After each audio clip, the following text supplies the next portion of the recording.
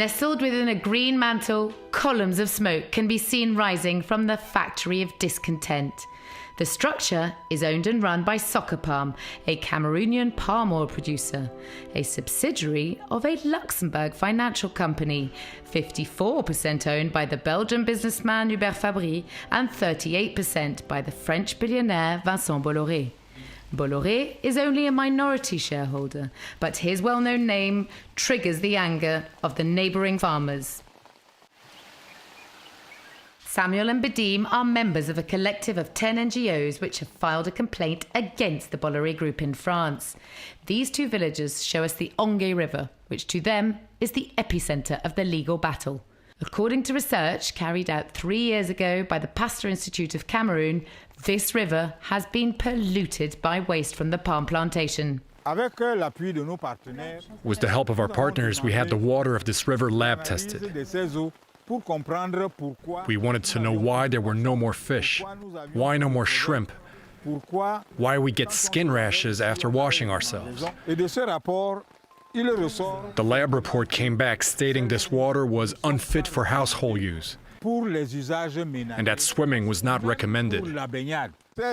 We forwarded these results to Socapalm's top brass, the board of directors, yet they've done absolutely nothing.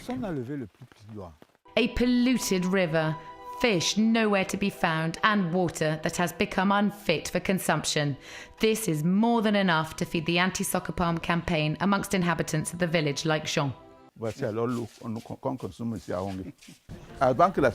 Socapalm settled here, the water was clear. There were no problems, no amoeba, no worms, nothing. But ever since they started dumping chemical waste in the river, there are no more fish. Cast a net, and you'll always find it empty. But here, the river and its problems are just one aspect of the dispute between the villagers, Socapalm, and its shareholders, Hubert Fabry and Vincent Bolloré. If it wasn't for my father's watchfulness, all of our land here would have been stolen. A few kilometers away, villagers like Elie are fighting another battle, one to protect their land. Disputed lands located on the edge of the palm groves, for which Socapalm claims ownership. Unable to obtain a land title, Elie could not finish building his house and now lives with the risk of being evicted from his home. Socapalm claims ownership of this land. As soon as I start laying cinder blocks, soldiers move in and tear it all down. Bolloré wants to seize all of Cameroon, but us villagers, where and how are we going to live? The local farmers are claiming over 20,000 hectares of land from Socapalm, whose state concession extends over 58,000 hectares. Farmers who, like Elie, also want to be able to produce their own palm oil using handheld extractors. But some of them have been accused of unfair competition. They fear these locally made extractors may now be confiscated. Socapalm doesn't want us to own an oil press. They claim our palm nuts should be handed over to them. I've bought this press to try and rise above poverty. But if soldiers ever come here and destroy this machine, what will become of me?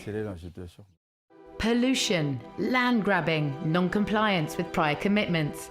At Socapalm's head office, the General Secretary sweeps away all accusations of the local farmers. Perhaps 6 or 7 years ago, the issues highlighted by the plaintiffs was ground for controversy. But nowadays, the reality is completely different, and the plaintiffs know this. There has been a lot of progress, especially when it comes to environmental and social issues.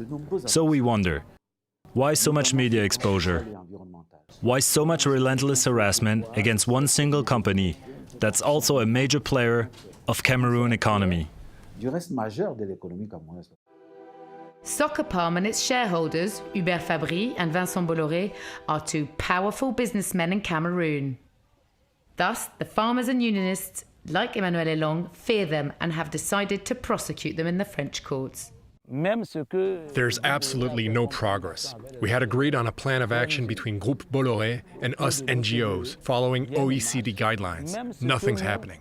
Back in 2014 in Paris, we had an agreement with Groupe Bolloré. Nothing's happening. If France's justice system can help us coerce Mr. Bolloré to honor his commitments, we think that's normal. Emmanuel Lelong and the other local farmers are getting ready for the long legal battle against Socapalm, a company currently in the process of certifying its palm oil in order to prove that it respects the environment and the rights of local communities. But this approach has so far failed to convince any of the local farmers.